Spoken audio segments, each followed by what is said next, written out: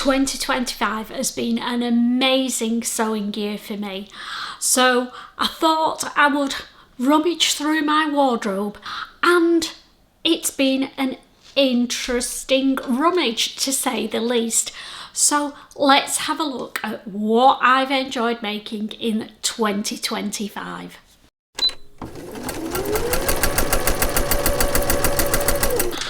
Hi there, I'm Christine the Gemini Stitcher and welcome to my little sewing space.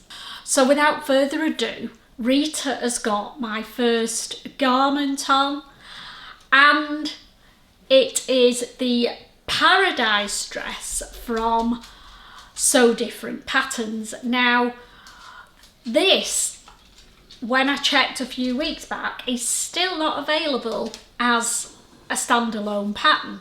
Not sure why. Laura keeps promising from Sew Different that she's going to launch it, but when it is, I will let you all know, because this dress is just so forgiving and so flattering. I've made two of them. This was the one that came in the kit that I got last Christmas, but I didn't make it up until 2025. And then I've also made one in a pale pink with big ochre flower linen fabric as well, and I love wearing both of them. So it's got a shallow v-neck at the front. It has these angular French darts in the front, side pockets, because we all love a good pocket, don't we? And it's slightly A-line at the front. The sleeves are quite wide at the end. They're meant to be 3/4 sleeves. I wasn't sure whether I would like these big floaty sleeves, but actually I do. They suit the dress very, very well. And then the back cinches in at the waist, which gives it a little bit of shape at the front without revealing the tummy area. And it's got cute placket button detail as well on the back. So there we go. That's garment number one from 2025. Will I be making one in 2026? Well, I've got two of them. There might be room for a third one if I see the right fabric in the spring and summer, because I have worn them both quite a lot. But yeah, loving it. So hopefully some sizing details will appear at the bottom. Possibly not for this one because you can't buy the pattern at the moment. Sorry guys. But the rest of them that I'm going to show you now, you can buy the pattern, and I'll be popping up the sizing and the fabric amounts that you need for each one. So let's move on to garment number two of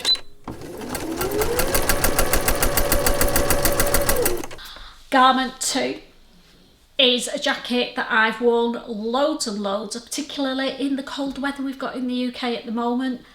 And it's nice, bright and cheerful. It's been made in a fur back cord that I got ages and ages ago from Little Legs Fabrics, but I have seen this for sale somewhere recently, and if I can find it, I will pop the link in the details below for you, just in case you fancy a fuchsia biker jacket as well. So it's the biker style jacket, again from Sew Different Patterns, and you can either, with this jacket, you can bias bind it like I've done, or there are facing pattern pieces as well that you can use instead if you don't want to do bias binding. This fabric would have been quite bulky with the facings, so I bound it, and I bound it in my own binding, which has been made from a beige or cream needle cord fabric. I used a big bold button from my stash. It fastens with one press stud, or you can have it open, which is how I wear it most of the time, to be honest, because it gives you a flash of the fur inside as well. Really simple pattern to make. There's a front piece, a sleeve and a back piece. And as I said, it's not a lined jacket, so if you've never made a jacket before and you want one that is easy to make but looks amazing when it's finished, then look at the biker style jacket from So Different. This is definitely one that's going to be made again.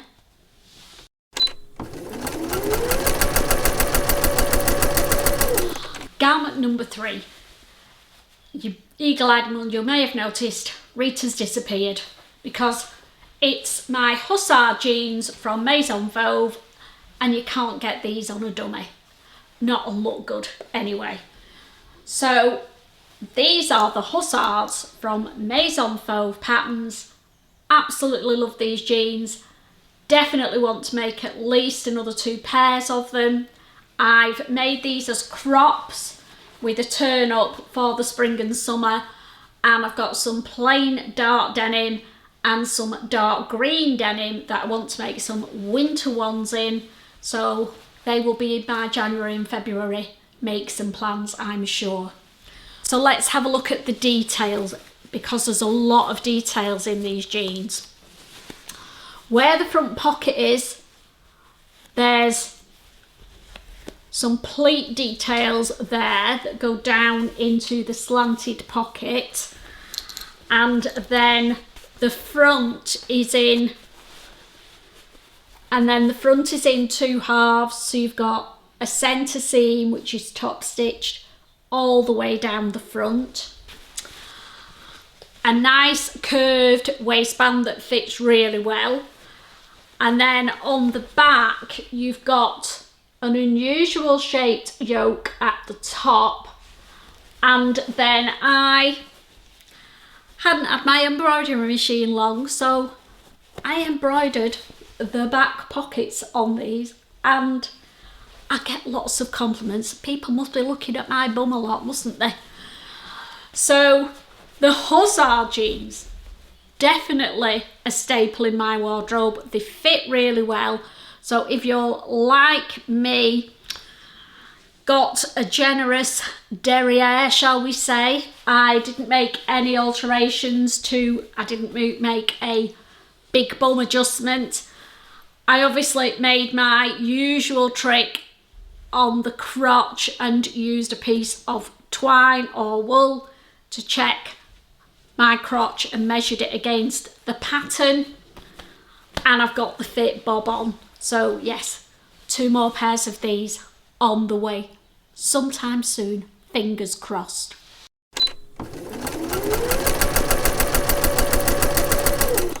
Garment number 4 is the Ladera Dress from Itch to Stitch Patterns. Absolutely love this floaty, flattering shirt style dress pattern, and quite a few of you liked it as well. In fact, I was blown away when Kristen from the Dahlia Society over in Australia featured me wearing this dress on one of her vlogs. Highlight of my year, that. Thanks so much, Kristen. Really appreciated that. But you were right, this is a beautiful dress. I absolutely love it to bits.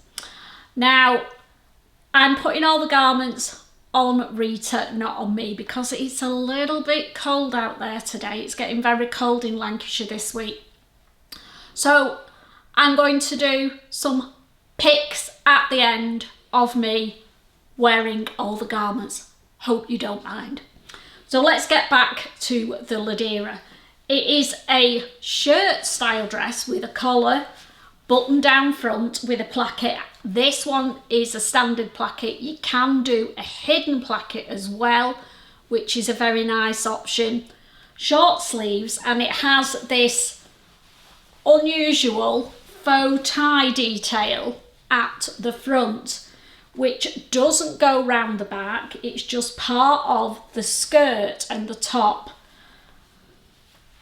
and just cinches you in at the front without all the bulk at the back. So the back, turn Rita around, is fitted more with top darts and darts in the skirt section as well, and it's got a yoke detail at the top. So I've made two of these. I've made one in a chambray fabric, and this was the first one I made. It's been made in a viscose twill. Again, the fabric was from Little Eggs Fabrics yonks ago, sorry, can't get it now. And do I want to make another Ladera dress? Possibly not, because I've got two of them. I've got this one, which is great for winter layering up and into spring, and then I've got the one that's in chambray, which is great for the spring and summer, that I've done as a shorter version. So for now, no more Ladera dresses, but if you're looking for a smart, flattering shirt style dress, look at the Ladera from Itch to Stitch. You won't go wrong.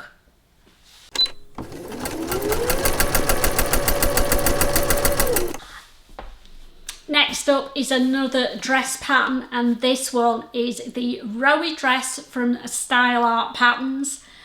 This dress is very beginner friendly, very flattering for the midriff, with the gathers that are in the side of the front, and then it's got a really nice cowl shape neckline and pleats on the shoulders. Just a really easy, beginner friendly jersey dress that doesn't look like a sack, so that's a winner for me. It's from Style Art, as I said, and you can do a top version in it as well, and I've got one cut out that I'm going to be making a loungewear set with the Rowie top and the Ola pants from Named, so keep your eyes peeled. That will be appearing in early January. But I did make another version of this dress. This one was done in some Ponte fabric that I'd had in my stash for ages, and I used it as the toile version, but I actually prefer this one fit wise to the other one. The other one I'd done in a double knit type fabric that I got from Guthrie and Garney. It's more stretchy, and the fabric, I wore the dress once at the Knitting and Stitch in Harrogate, felt great in it, but when I pulled it back out of the wardrobe, all the fabric's gone fluffy and bobbly. Not happy with that fabric at all, so I've not shown that one because I'm not happy with the fabric, not the pattern. So I do want to make another Rowie dress in a more structured knit fabric, so I think the Rowie is brilliant for your Ponte Romas. So I'm not buying fabric at the moment, so I can't make one, but probably for next autumn winter I will be looking for some autumnal coloured Pontes to make at least one more of these dresses, because it is a really, really good palette cleansing, fantastic looking dress.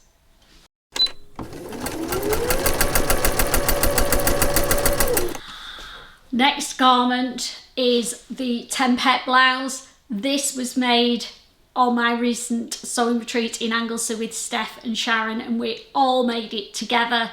So I will bob the link for that. In fact, I will bob the links for every vlog that features the top 10 that I'm showing you today, so you can go back and watch them in more detail if you like. So there's one featuring this Tempete Blouse by Maison Fauve. We all made the same blouse together. Absolutely love this dress. Absolutely love this blouse. It was a mare to make in this fabric because it's a satin floaty viscose. It's a special fabric that I bought in Barcelona, so I wanted to make a really nice garment in it. Love the finish of it. Would I make the Tempete Blouse again? Absolutely. Love it to bits. There's a sleeveless version that I will definitely be looking into for the spring and summer. And I might even hack it into a dress at some point because it really does lend itself to a nice sheath dress, maybe sleeveless. How fab would that look for the springtime?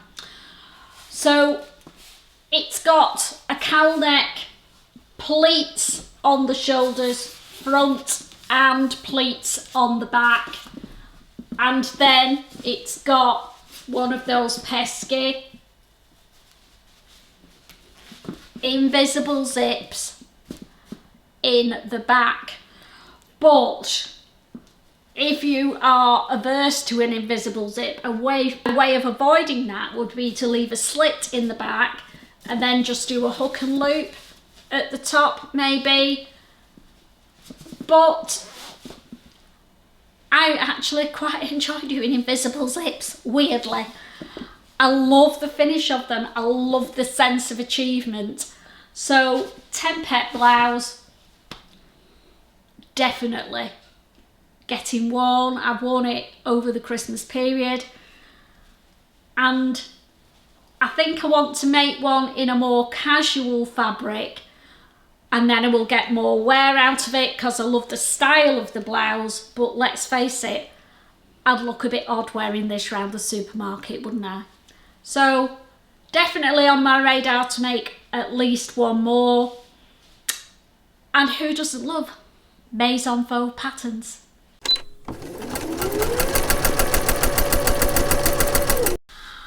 And of course, I've got to have the Roslyn Blouse from Mimoi Patterns in my top 10. Oh, the details in this blouse are just beautiful. Takes a simple shirt style blouse to the next level and turns it into a French chic shirt, bar none. So it's got pleat details on the front yoke that grade out, and the way that they show you how to do that was a new one on me and one I really enjoyed learning. It has a cute little tie at the neckline. The collar is a small collar with rounded points, and then the back yoke is plain, but somebody has already suggested that I could probably pleat the back as well as the front, so challenge accepted. The next Roslyn blouse that I make will have a pleated back as well. Oh, how fab will that look?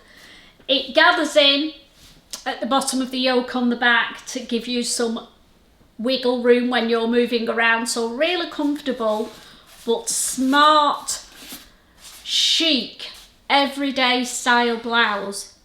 Don't know what else to say about it other than I will definitely be making at least one more. Now this blouse comes with long sleeves, but I am seriously thinking they're easy enough to shorten, and I am seriously thinking of making a short sleeved version for the spring, so watch this space.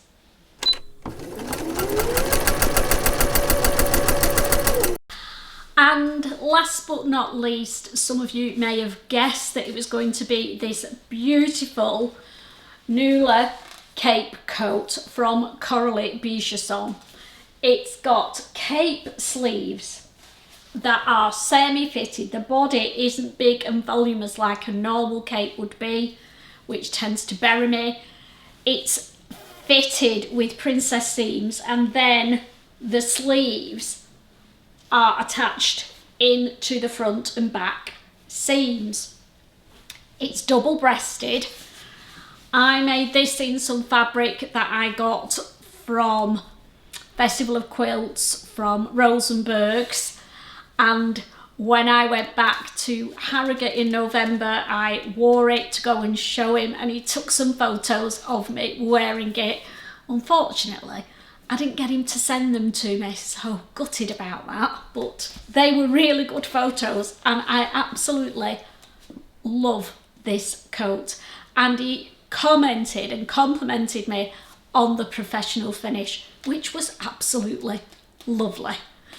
So it has fitted seams at the front and the back, and then there's a little faux belt or half belt detail in the back. It's got quite a high funnel neck on it, and hidden under the sleeves are welt pockets. Yes, I did welt pockets, and they came out quite well. Will I make the Nuala again? Yes, I will.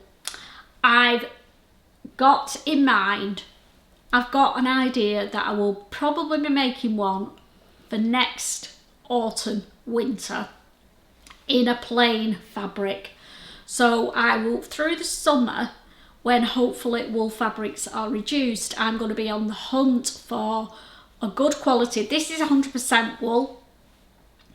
When I was at the Knit and Stitch show, I'm gutted because I found some aubergine coloured plain wool cashmere fabric, and it was beautiful. And I stood there and thought, I don't know what I'd make with it, so I walked away. Duh! Nuala! And I realised the next day, when it was too late, what I would actually have made with it.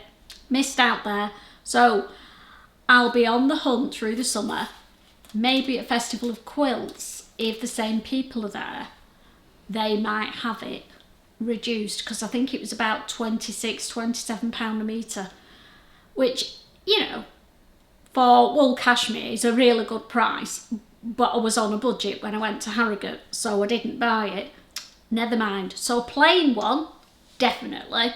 Quality fabric, preferably with some cashmere in it to go all posh. And instead of doing all those buttonholes, because it's double breasted and they were a nightmare to line up and aren't quite right in one point, which absolutely annoys the bejeebers out of me, but I've got to live with it. They're done. If I do it again, or when I do it again, I'm going to do it with press studs on the front instead of buttonholes, and hopefully it might be easier for me to line it all up. Fingers crossed. But you know, a man on a flying horse is never going to notice. So happy with my cape coat, and will definitely make another one. I hope you found a little bit of inspiration, something that you might like to sew. If you do, I will pop all the links for all 10 patterns in the details below so that it's easy for you to find them. And if I've inspired you and you're fairly new to my channel, or you're not subscribed to my channel, please consider subscribing. 2026 is going to be an exciting year for me. I'm not going to say any more than that, but watch on Thursday and I will be announcing my big idea for 2026. So sit back, have a nosy at some pics of me wearing all these garments, and I will see you all on New Year's Day to bring the new year in with a bang.